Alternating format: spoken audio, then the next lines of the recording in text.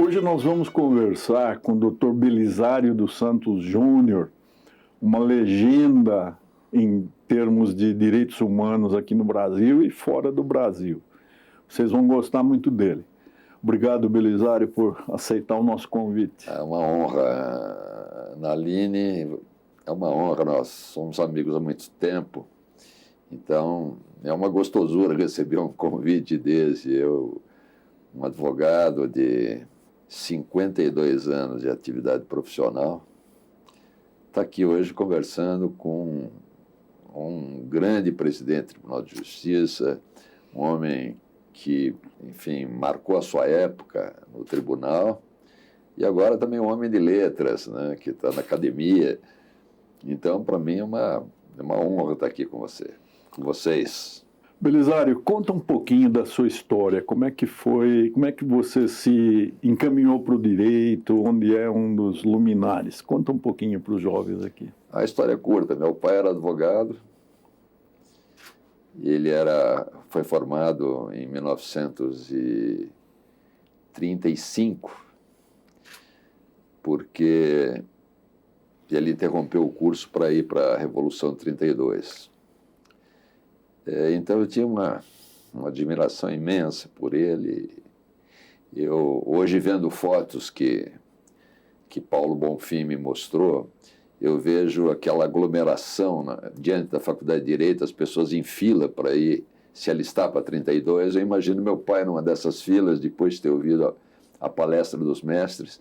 Então, os mestres e meu pai ficaram na minha cabeça. Então, não houve alternativa para mim, nem fiz outro vestibular. Eu fui direto para a Faculdade de Direito, passei bem, e aí me encaminhei para o Direito. E aí foi a vida acadêmica, a vida política na academia, na faculdade, e aí fui caminhando.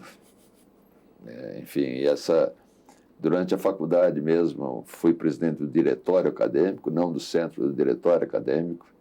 Fui enquadrado no Decreto-Lei 477, que foi por um manifesto, e pelo Miguel Reale.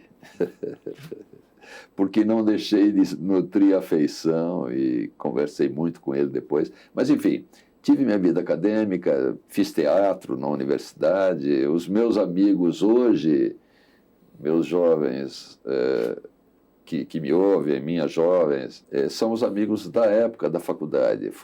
A época eram anos muito difíceis, 65 a 70, eram anos difíceis, vi colegas desaparecerem, vi colegas serem presos, vi colegas saírem do direito, desencantados pelo direito, e vi colegas que seguiram e foram para a advocacia, para a magistratura, para a promotoria. À época, a magistratura pagava pouco. Então, muitos se encaminharam para a advocacia mesmo. E esse foi o meu destino. Esse foi o meu destino. E aí me encontrei na advocacia exatamente porque meu pai era um exemplo. E uma coisa gozada, Naline, às vezes eu pegava processo emprestado dele, e aos sábados, a gente tinha aula sábado, eu ia com o processo embaixo do braço. Eu não sabia o que estava escrito ali, mas peguei uma certa afeição pelas coisas escritas, tal, e a minha vida foi toda essa: processo, examinar processo, advocacia contenciosa, fui para o direito penal, para o direito público. Mas eu gostava. Alguém me disse que eu era o último dos advogados que fazia todas as áreas. Advoguei sozinho, hoje advogo num escritório médio, mas importante, e sei o valor que tem o atuar na ponta, né? Ontem alguém me disse: esta é do consultivo, me apresentando duas amigas, esta é do consultivo, dá pareceres e tal. Essa atua na ponta. A ponta é o contencioso. E eu falei para ela: deixa eu lhe dizer uma coisa, só entre nós dois aqui estávamos cercados. Eu falei: quem nunca advogou na ponta não tem o direito de se chamar advogado. Quem nunca foi ao cartório, quem nunca terçou armas com um promotor numa sessão de audiência, quem nunca foi ao balcão e interagiu com os cartorários, quem nunca foi a um cartório e entender como as coisas se fazem, esse pode ser qualquer coisa, não é advogado. Belizari, como é que foi essa sua paixão pelos direitos humanos? Como é que começou? Você tem ainda lembrança do primeiro caso? O que impressionou você? Bom, nos anos 68, 67, 68, eu comecei a estagiar. Em 67 eu fiz exército. Eu servi o exército com muita honra para mim. CPUR? Fiz CPUR. E naquela época eu voltava para a escola fardado. Eu ia fardado à escola. Cabelo curto e tal. Enfim, para muita honra. Tenho grandes amigos lá, e entre os oficiais, inclusive. Mas em 68 eu comecei a estagiar com o Edibal Pivetta, um advogado que é dublê de César Vieira, que também é muito conhecido no meio do teatro. Eu comecei a estagiar com ele. Estagiar com ele era, durante o dia, direito, e à noite, teatro, ou 68, imaginem, prisão de estudantes, 69. Então, aí eu comecei a trabalhar muito com estudantes e como eu era presidente do diretório acadêmico da Faculdade de Direito, eu virei um advogado dos estudantes de engenharia, de medicina. Tenho grandes amigos entre eles, porque eu era advogado, prendia tal, a gente constituía equipes tal. E daí foi pela vida fora. Eu advoguei numa área que ninguém conhece, que foram as auditorias militares, do Exército, inclusive. Do IPM. Depois, sim, IPMs, mas também ações penais. E depois fui advogar nas auditorias da Polícia Militar, auditorias estaduais, porque o processo é muito instigante. Tem a parte escrita, claro, tem, mas é quase todo oral, você sustenta oralmente, você está na audiência, pede a palavra, levanta e fala. Numa ação penal comum, isso não é muito frequente, né? Então eu me apaixonei por aquilo, etc. E essas questões militares me trouxeram os primeiros casos de prisões, os primeiros casos de tortura. E logo depois de formado, eu fui para o Instituto Interamericano de Defesa dos Direitos Humanos. Nós constituímos também uma associação de advogados latino-americanos pela defesa dos direitos humanos. Nós constituímos essa associação porque o Brasil era uma ilha. Claro, tinha ditadura, mas era uma ilha. Em 79, 80, a gente estava deixando o pior período, o que a gente achava que era o pior período, e constituímos o primeiro congresso, foi em Lima. Então, em Lima, eu estava ali como presidente da associação de um país que estava caminhando para uma sobrevivência. Eu recebo um telefonema, foi preso Zé Carlos Dias, foi preso Dalmo Dallari, foi preso Lula, ou seja, recomeçou, porque a repressão ela tem esses... Oscila, né? Oscila, né? E aí, né, os primeiros casos foram esses casos de pessoas presas por violação de direitos, as denúncias. O advogado não era contratado para absolver, ou era chamado para absolver.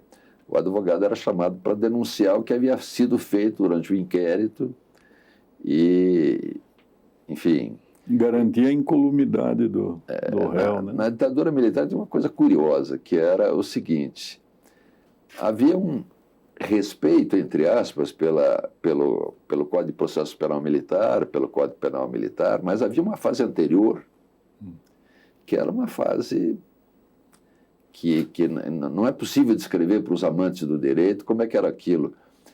Não havia nenhuma garantia, o preso estava completamente incomunicável, ainda que a lei de segurança tivesse um limite para a incomunicabilidade, aquilo era bobagem. E, então, o que havia, só dou um exemplo, a polícia política ia ao local, ia à sua casa, aprendia o que quisesse aprender, o que tivesse lá, aprender, algumas coisas de valor, se tivesse também, e exibia isso para a autoridade do DOPS, que era a autoridade... O DOI-CODE era ilegal, mas o DOPS era uma autoridade. Então, os autos eram de exibição e apreensão. o momento inicial da busca não era registrado. Então, era ali que acontecia tudo. Então, essa foi a atuação que eu digo, a primeira atuação em direitos humanos, mas na realidade era uma atuação como advogado, né? E a Comissão Justiça e Paz? Então, a Comissão Justiça e Paz fez 50 anos, faz 50 anos esses dias. E Dom Paulo e José Carlos Dias me pediram que assessorasse uma família que havia sido vítima de um crime bárbaro. O Manuel Fiel Filho foi assassinado, foi logo depois do Vladimir Herzog. Em fevereiro de 76, o Manuel Fiel Filho foi preso numa circunstância difícil de explicar hoje. Ele foi confundido com uma pessoa de nome parecido, e ele foi preso e morreu no dia seguinte, foi assassinado dentro do DOI-CODE. E o Marco Antônio Rodrigues Barbosa e o Samuel Figueiredo cuidaram da parte civil, fizeram um trabalho maravilhoso, e eu tentei desarquivar o processo que havia sido arquivado. E fui até o STM sem nenhum resultado. Não conseguimos reativar, apesar das declarações dos peritos que diziam que o crime não tinha sido cometido daquele jeito, não era possível, aquilo era uma farsa.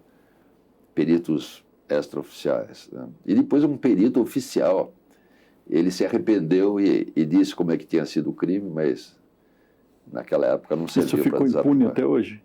Está impune ou não? Está impune sob o ponto de vista penal, sim, está impune. Embora houvesse crimes a punir que não demandassem saber quem foi o assassino, embora já se saiba hoje, mas o comandante, por exemplo, que deixa acontecer, comandante de uma unidade militar, que deixa aquilo acontecer, tem uma pena específica prevista no Código Penal Militar. Mas na ação civil, a União foi condenada. Eu encontrei com o juiz Márcio Moraes outro dia, e ele julgou o primeiro caso do Herzog, e o juiz Márcio Moraes é uma pessoa interessante. Ele presidiu uma sessão em que eu defendia um caso de direitos humanos interessante.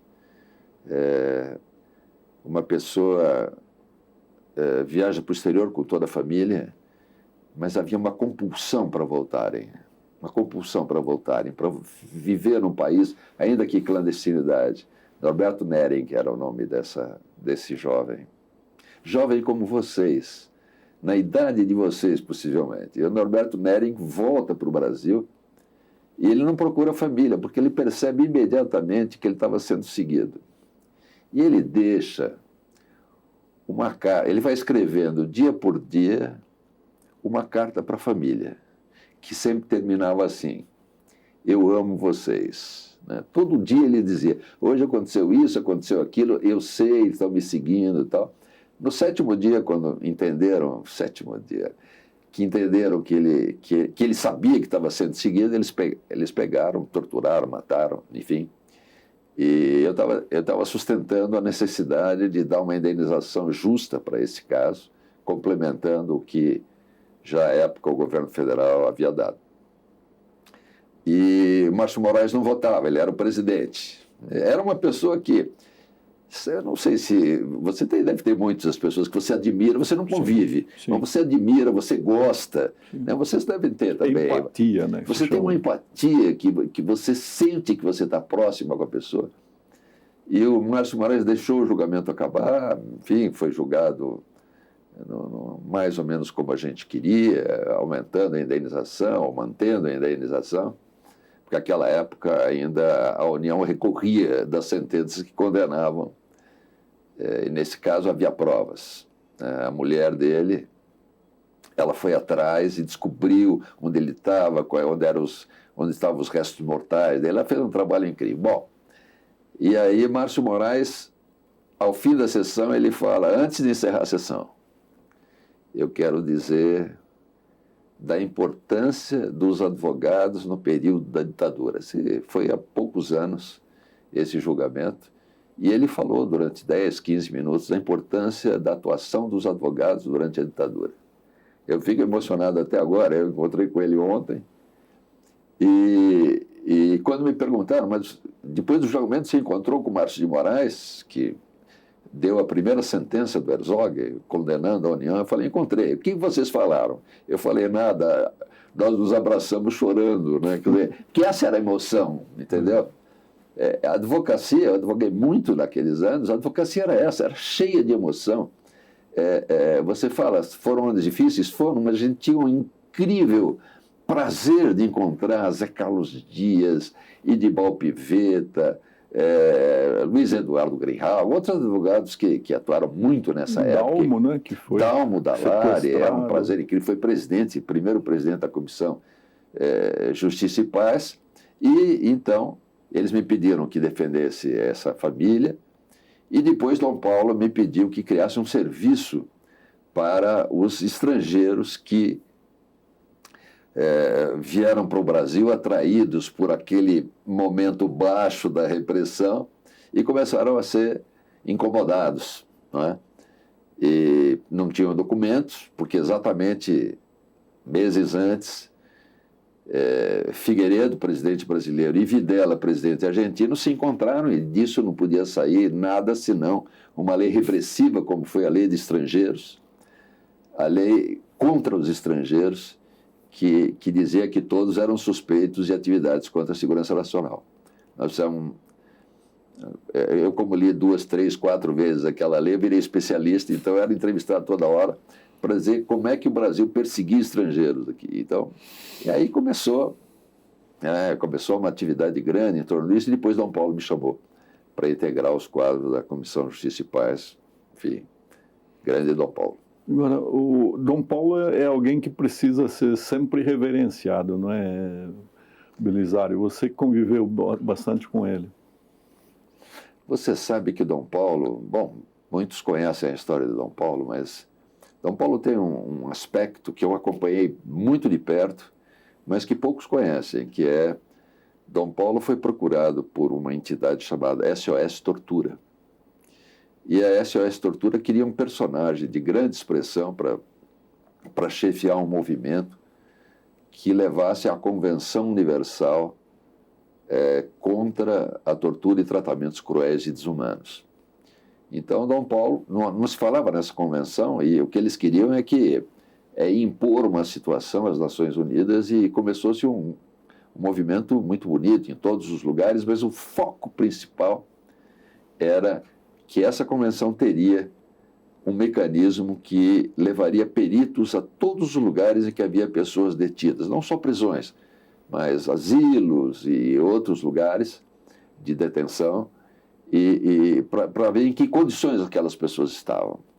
E depois se aprovou a Convenção Universal, aprovou-se um protocolo facultativo e aprovou-se também uma lei federal no Brasil, criando o mecanismo nacional de proteção contra a tortura, peritos que vão a lugares de detenção exatamente com aquela ideia de verificar isso. Agora, Belisário, não é paradoxal que essa juventude que não vivenciou essa fase sombria, né, de 64 a 85, seja motivada a pedir que os quartéis intervenham para voltar a um período de autoritarismo? O que você atribui isso? Não é uma coisa estranha, né? Olha, nas minhas conversas recentes, eu começo assim, houve ditadura no Brasil, porque esse é um fato que se perdeu na história, né? Quer dizer, isso aconteceu entre 64 e 85, e 37 anos para uma juventude na faixa dos 30, não aconteceu. Só aconteceu depois que ela começou, que ela nasceu, aí eu... Então, esse é um ponto, quer dizer, as pessoas não viveram isso. Houve um pensamento no meio político de que não era bom falar muito disso, né? Houve uma época que direitos humanos não se poderia mencionar. Eu vou fazer um curso de direitos humanos. Não. vai fazer um curso de cidadania, direitos civis, etc. Direitos humanos não podia falar. E Dom Paulo era um homem que só falava disso. Então,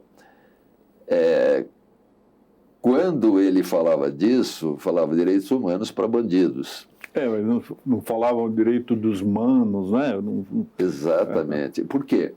Porque na época da ditadura a igreja defendeu muito os presos políticos, que, embora tivesse muitos trabalhadores, tinha muito filho de jornalista, filho do advogado, filhos por quê? Porque eram todos jovens como vocês, né?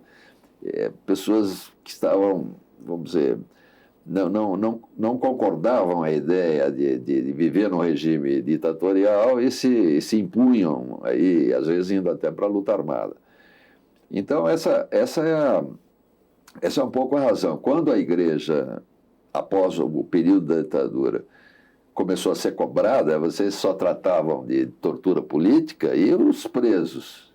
Nós temos hoje em dia 40% dos presos do sistema penitenciário não tem julgamento.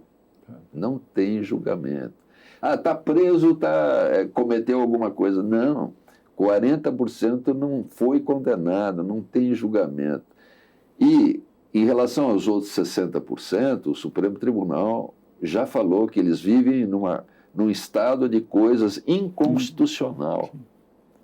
Não é? Porque, então, quando a igreja defende, vamos dizer, esses que são, além de desfavorecidos, eles estão presos, as famílias não podem sobreviver, porque normalmente era o chefe de família que vai à prisão. E a prisão, hoje em dia, vocês falam, não, cometeu crime, foi preso. Não. 70% das pessoas presas é negra. E é completamente diferente da proporção em relação à população brasileira. Então, essa é o sistema penitenciário é uma coisa à parte. É uma coisa à parte. Precisava ser revisto, precisa ser repensado. Portanto, a igreja, quando defendia aquilo, era a defesa dos bandidos, mas não, é a defesa dos injustiçados. A igreja se mobilizou, a Comissão Arnes e outras entidades, naquela questão do excesso, imagina, o homicídio foi praticado pela Polícia Rodoviária Federal, quando jogam uma pessoa dentro de uma perua e enche de gás aquilo ali. Quer dizer, então, ele morre asfixiado. Então, essas questões da letalidade policial, elas foram muito debatidas e esse movimento da igreja serviu para que os governantes passassem a trabalhar isso de forma diferente. Então, a letalidade policial no Brasil diminuiu muito, ainda que isso seja pela média, porque dos estados brasileiros, em 2/3 dos estados brasileiros, inclusive São Paulo, a letalidade policial caiu. Mas em 1/3 ela subiu. No estado de Sergipe, onde morreu o Genivaldo, dentro de um camburão com gás injetado pela Polícia Rodoviária Federal, que nem tem essa atribuição, o que aconteceu? Em Sergipe, a média de letalidade policial é 2 vezes a letalidade normal, enfim, dos confrontos. São Paulo caiu bastante, mas São Paulo tem uma tropa que enfim, com bom comando, a tropa de São Paulo reage bem. Eu trabalhei muito com isso, porque eu fui secretário da administração penitenciária, né? E quando primeiro mês que eu fui secretário, eu era secretário da Justiça e estava secretário da administração penitenciária, e o Zé Afonso da Silva, grande amigo. Mas a primeira reunião que nós estávamos, secretário de Segurança, secretário da Justiça, tocou o telefone, era uma rebelião em Presidente Prudente. Ele falou, sim, o tenente foi ferido, os presos estão tentando escapar. Um momentinho, Belisário, é com você. Que terrível, né? Terrível. Mas era assim, mas tinha que ser assim. Tinha que ser, era uma combinação que nós tínhamos e aí depois eu percorri 21 motins e eu tinha um promotor ao meu lado que já tinha sido nomeado pelo desembargador, que havia sido o primeiro secretário de Assuntos Penitenciários, Zé de Melo Junqueira. Zé de Melo Junqueira.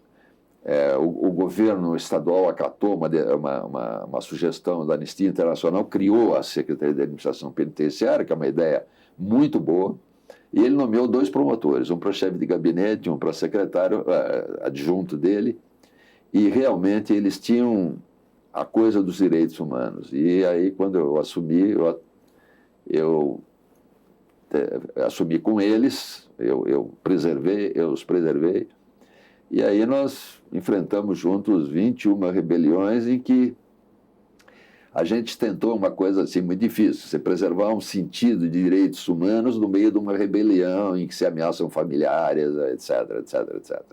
Eu lembro numa delas em que um pároco de igreja lá em Franco da Rocha se ofereceu, eu me ofereço. Como refém? Como refém. Eu falei, não, a gente não aceita troca de refém, nós não vamos dar arma para ninguém, e até falando das famílias, os seus filhos não vão morrer com tiro de armas oficiais. Então, não vai ter, porque tinha tido o sequestro de um arcebispo no Nordeste, que percorreu vários estados dentro do carro dos marginais.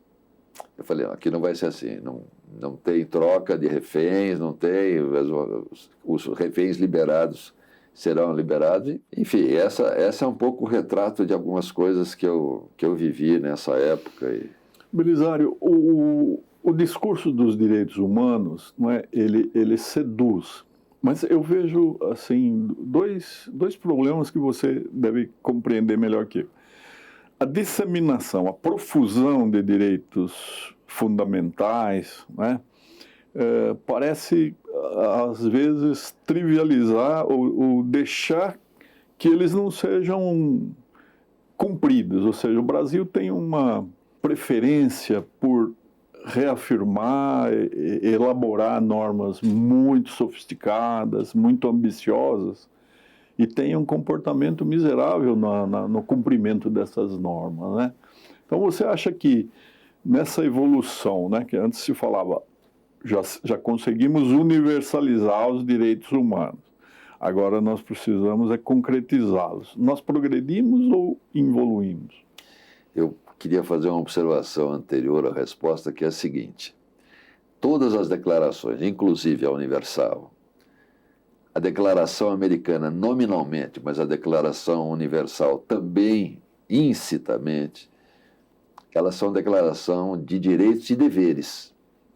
De direitos e deveres. Quer dizer, aos direitos correspondem deveres, porque essas 2 declarações, que são as mais importantes, elas que constituem a base, né, a pedra angular de um sistema de proteção aos direitos humanos, elas vamos dizer, mostram que sem o respeito à alteridade, quer dizer, sem você respeitar o outro, não acontece nada, né? Se você não respeitar o que você falou. Aliás, você, e antes de você, falaram grandes juristas e grandes luminares dos direitos humanos dizendo exatamente isso. Quer dizer, você tem as declarações. Então, um exercício que se propunha, um dos grandes juristas que eu me refiro, e você repetiu, assim, com o peso da sua autoridade agora, é ler uma declaração de direitos humanos e sair pelo seu jardim, sair pela sua cidade vendo o que está sendo descumprido. Entendeu? Essas declarações e o instrumental que se seguiu é um compromisso das pessoas de respeitar os direitos humanos, não é?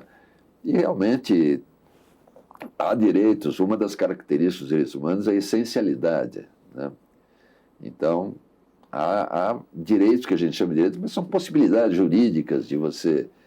Eu posso fumar, né? São possibilidades físicas, mas você não pode fumar em todos os lugares, você não pode fumar aqui dentro, você não pode fumar hoje, não pode fumar quase que em nenhum lugar. Eu não fumo, não sinto a diferença. Mas há direitos que esses são fundamentais, o direito à vida, o direito à segurança, o direito à propriedade, não é? O direito à família. Então, esses direitos são os mais próximos de um núcleo, né? Os outros direitos, eles têm que ser cotejados, não é? Esse direito avança um pouco mais, aqui recua um pouco mais o outro, se tem um conflito de direito, porque isso acontece sempre, não é? Então tem que ter um cotejo em qual direito aquele momento cultural da sociedade quer privilegiar. Mas há direitos que não tem conversa, né? O direito à segurança, o direito à vida, o direito à liberdade, esse não tem conversa.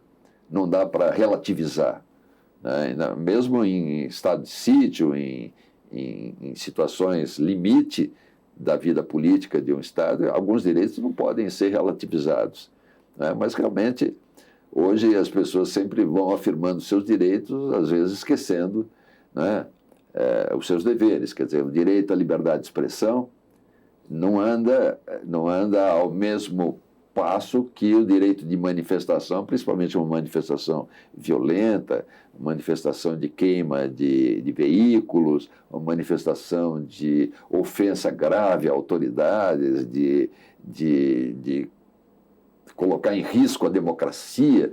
Não é? Não é o mesmo passo. A liberdade de expressão, sim, claro, é um direito importante, mas não tem liberdade de expressão contra a democracia. A democracia não pode privilegiar que pessoas pactuem e atuem com ofensa e grave risco, a própria democracia. Então, os direitos têm que ser bem colocados, e para isso que normalmente a justiça exige bons juízes, estou falando com um, né, que exige juízes ponderados, juízes com experiência.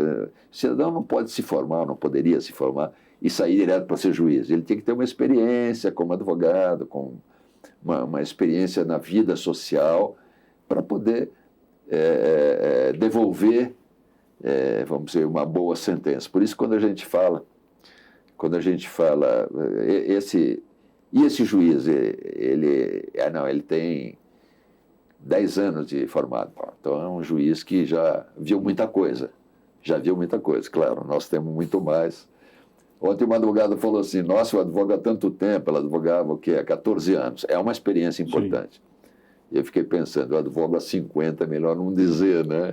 Não, mas aquela advocacia que você exerceu no início da carreira, né, sozinho, clínica geral, praticamente hoje está em baixa, não está, Belisário? A gente vê grandes grupos, quase verdadeiras empresas, né, especializadas em alguns temas assim.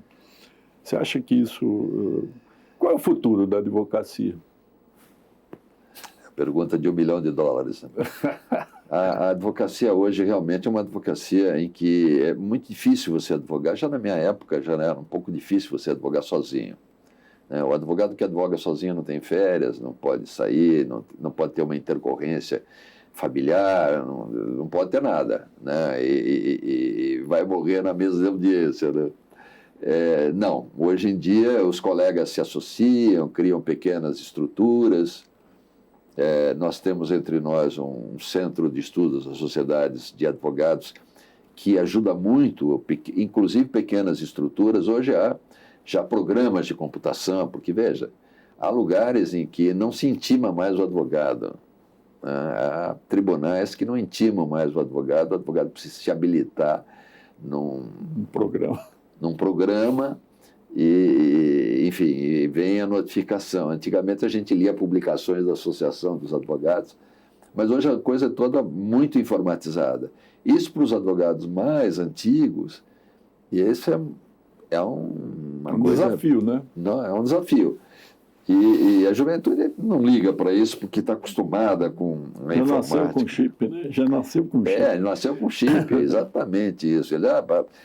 Mas os advogados mais antigos não conseguem enfrentar todos os requerimentos para ser advogado hoje, e está habilitado em todos os tribunais, está habilitado e ler todos os sites que são importantes para você acompanhar a jurisprudência, ainda que muitos instrumentos, a Associação dos Advogados divulgou agora um novo instrumental pelo qual você fica acessando essa jurisprudência nova, etc., porque todo dia os tribunais mudam a jurisprudência do dia anterior, né? Que isso é uma coisa extremamente complicada. Então, hoje, quando a gente vai para uma audiência com o juiz, a gente fala assim, eu pergunto para os meus jovens advogados, qual é a jurisprudência desse juiz nessa matéria?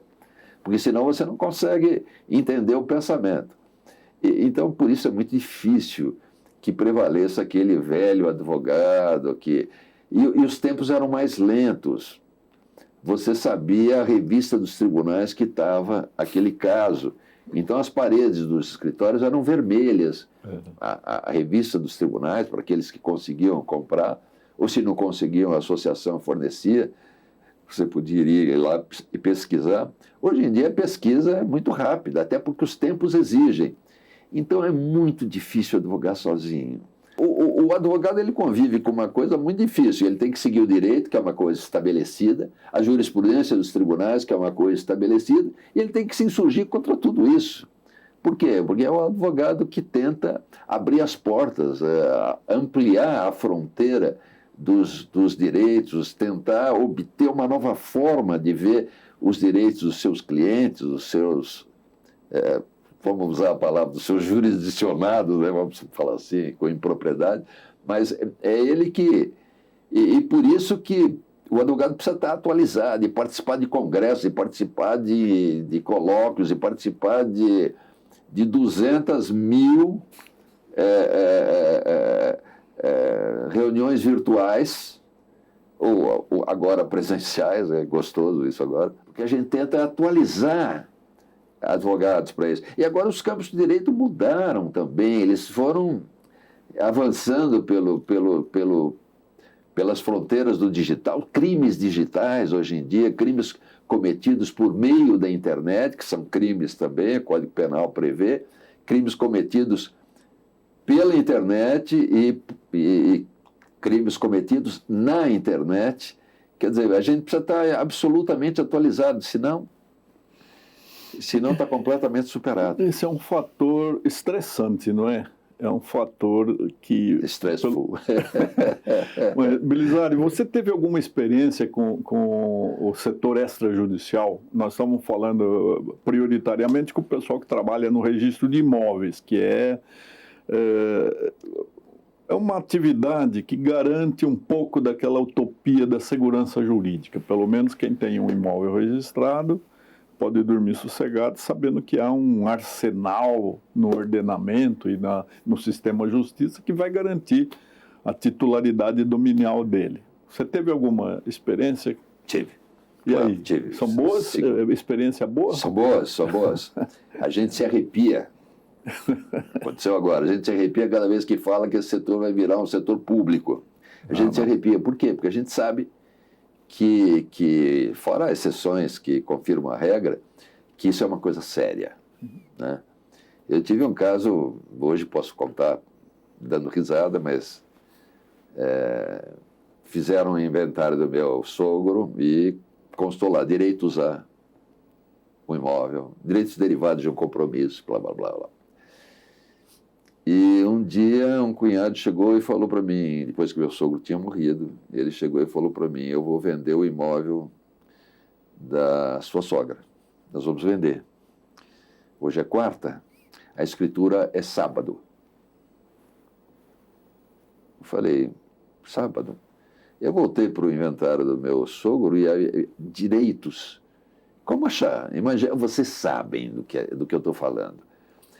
30 anos atrás, 40 anos atrás, uma pessoa tinha vendido para o meu sogro e essa pessoa não cumpriu o compromisso de ficar viva na mesma casa, casado com a mesma pessoa, e foi uma aventura total, porque eu precisei achar, tinha uma senhora que tinha se divorciado, e o marido foi morar em Arcozelo, imagina, a cidade que é uma cidade artística no Rio de Janeiro. Tive que mobilizar gente do Rio de Janeiro. Eu tinha um estagiário, até encontrei ele outro dia, eu fiz ele percorrer todos os cemitérios de São Paulo para achar onde estava o registro. E o final da história, claro, chegamos com tudo aquilo. Eu pedi a um advogado que me ajudasse nisso, que ele tinha muita intimidade com essa questão cartorária. E ele me disse uma coisa: onde é que é o cartório? Nós vamos falar com O oficial. Nós vamos falar com o oficial. E o oficial não era... Claro, ele era um homem amante da lei, mas ele disse, sim, a lei, mas a gente tem que entender a realidade dos fatos. Tem algumas coisas que a pessoa morreu, e eu não consigo provar que ela morreu. Tem que ir atrás disso, daquilo. Ele foi me orientando, ou seja, ele me orientou para fazer o que era necessário para que, quando chegasse na frente dele, o caso estivesse regular. No sábado, o imóvel estava registrado e a família nem me agradeceu. Eles não entenderam o esforço que estava envolvido. Trabalho, né? Eu, minha filha, que é grande advogada, a Juliana, o jovem estagiário, o advogado do Rio de Janeiro, que correu os cartórios do Rio de Janeiro, foi para o conselho, etc., para tentar achar a nova certidão de casamento do filho que tinha se divorciado. Porque a gente entende que é um encadeamento de segurança, tem que haver uma cadeia de segurança, não pode haver furos. A gente entende o trabalho de vocês e respeita. E nessa experiência que eu tive, o oficial maior, eu lamento não poder dizer o nome dele, porque eu não me recordo, mas ele me disse, ele falou, isso é possível, você tem esse documento, é aquele e tal. E ele tirou a agonia de um caso que deve ser extremamente comum. Imagina, um cidadão comprou um imóvel e não cuidou de registrar, casa de ferreiro, né? Sim. Espeto de pau. E advogado não cuidou de registrar, não cuidou de...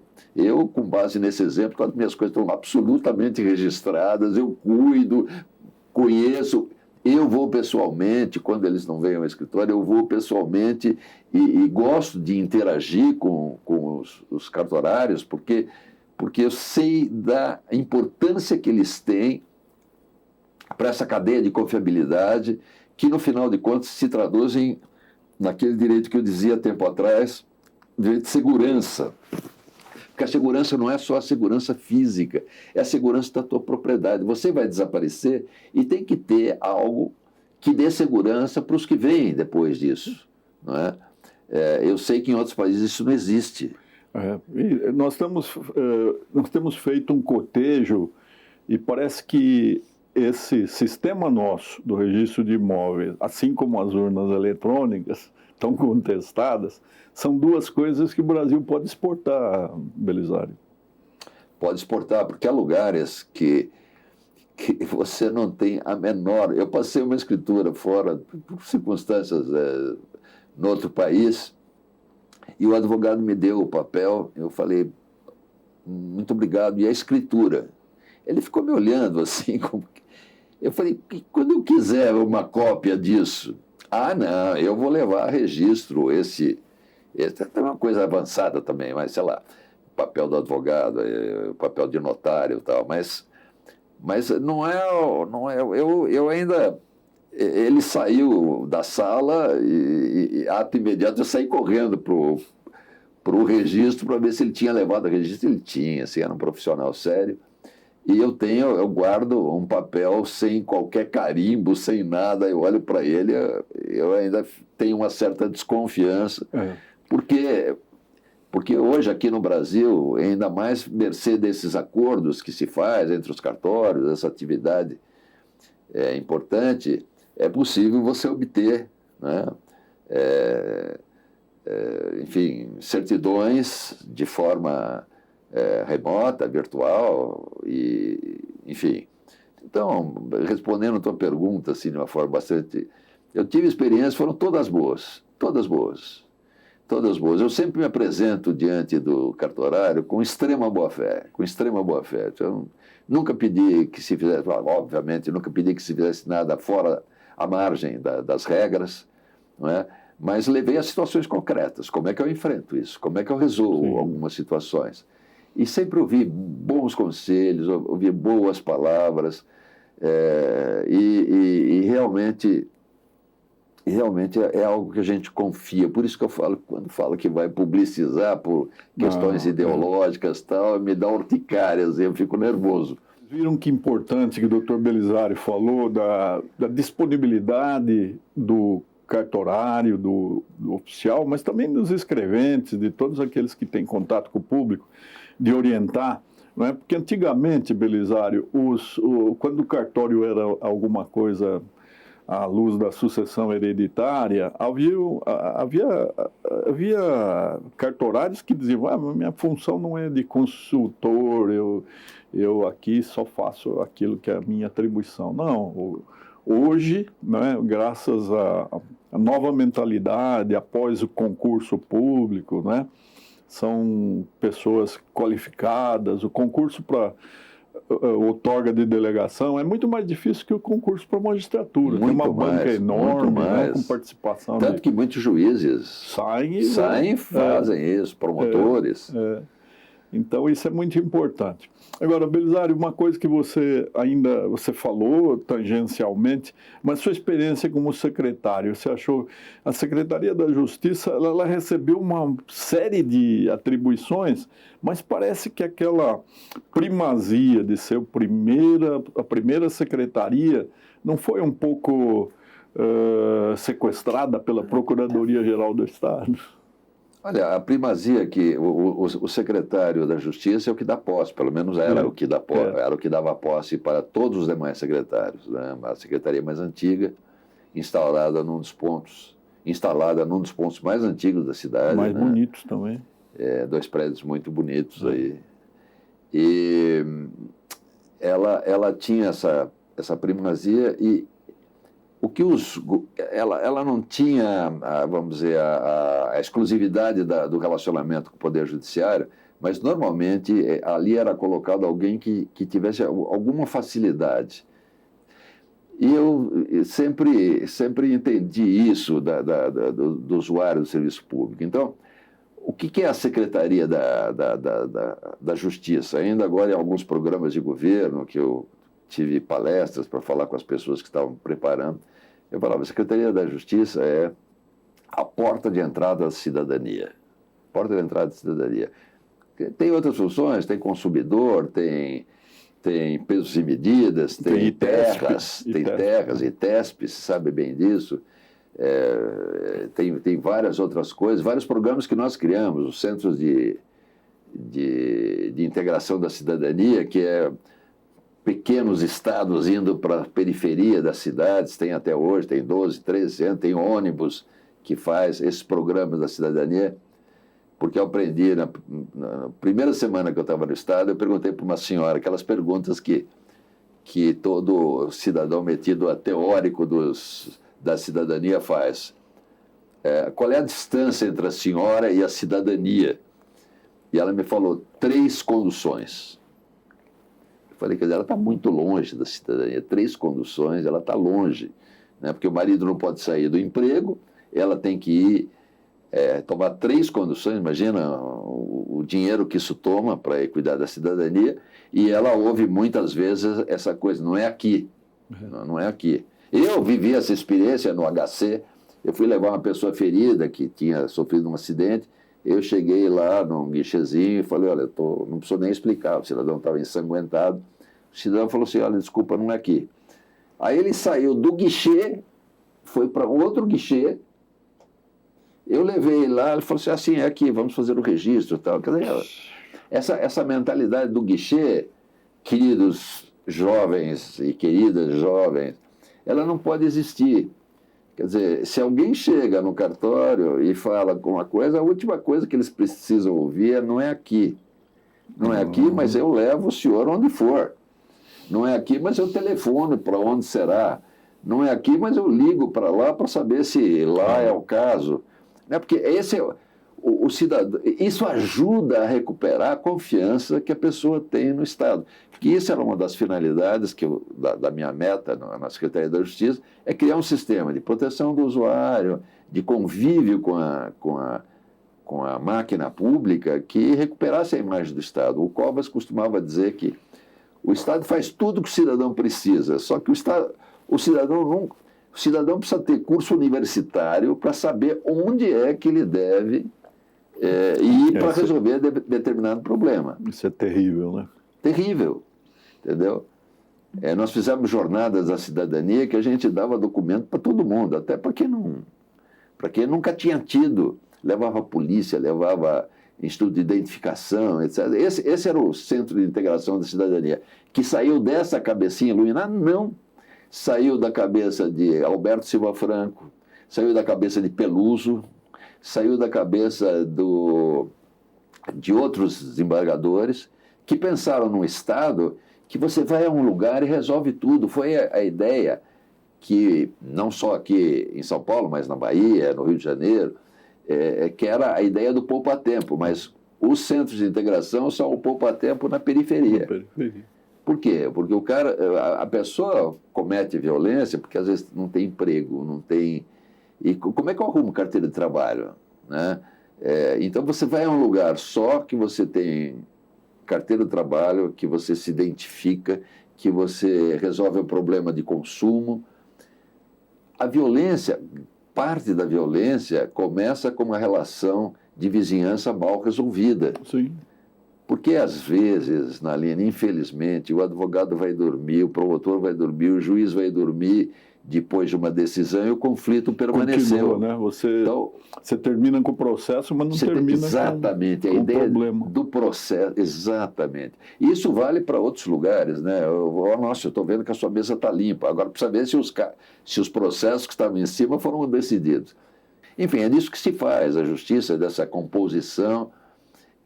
Mas, se as pessoas tiverem, já falei isso, de boa fé, se as pessoas quiserem realmente atingir um ato que integre a realidade na justiça, a justiça na realidade, a coisa se fará. Né?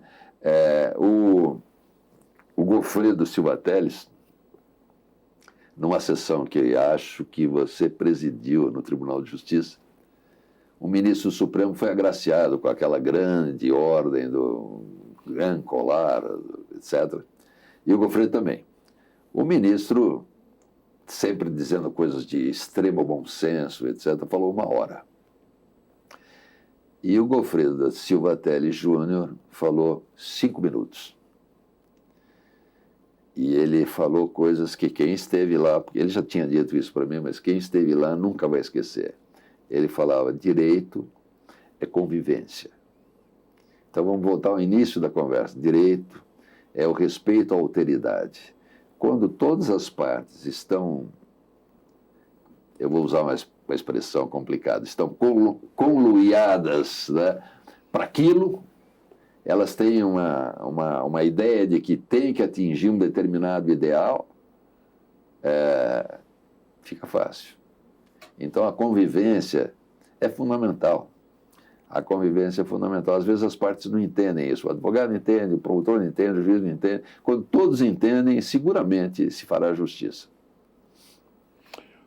Olha, vocês ouviram o Dr. Belisário dos Santos Júnior, não é? Um grande advogado, mas um grande humanista, alguém em que o Brasil aprendeu a delegar missões bastante complexas, espinhosas, e, além de tudo, ele transmite uma confiança no direito e na justiça que deve ser um estímulo para todos vocês, que dentro das delegações extrajudiciais, nós podemos resolver muitos problemas, deixar que esses problemas se resolvam ali sem a necessidade de ingressar no Poder Judiciário, tão combalido, tão inflacionado de processos. Belisário, deixa uma mensagem para os nossos jovens aí para terminar o nosso encontro. Então, eu aprendi que essa ideia... Eu integro a Comissão Internacional de Juristas. Eu aprendi na minha vida que essa ideia de justiça, que essa ideia de Estado de Direito, significa palavras, pensamentos, ideias em torno de democracia e direitos humanos. Né? Sem direitos humanos entendidos na sua visão essencial, né? Sem o cumprimento dessas duas ideias matrizes, né, dessas ideias mãe, as coisas não acontecem. Então, a palavra que eu deixo é a seguinte: cada momento da vida de vocês estão construindo ou não o respeito pelo Estado, o respeito por um Estado que respeite os direitos humanos e o outro. Então, cada atitude diária e cotidiana de vocês é um ato que se soma que confirma dentro de quem é atendido por vocês a ideia de que o Estado atende bem, ou de que o Estado está melhorando, ou de que o Estado tenta fazer algo para manter a democracia e o Estado de Direito, e isso é fundamental. O dia a dia de vocês é um dia a dia de convivência com a democracia. Façam isso valer. Muito bem, muito obrigado, Belisário. Foi muito eloquente e bastante cativante a sua mensagem. Os jovens vão aproveitar e futuramente nós vamos convidá-lo novamente para conversar, porque há muita coisa ainda a ser dita. Muito obrigado. Foi uma honra vir aqui na Aline.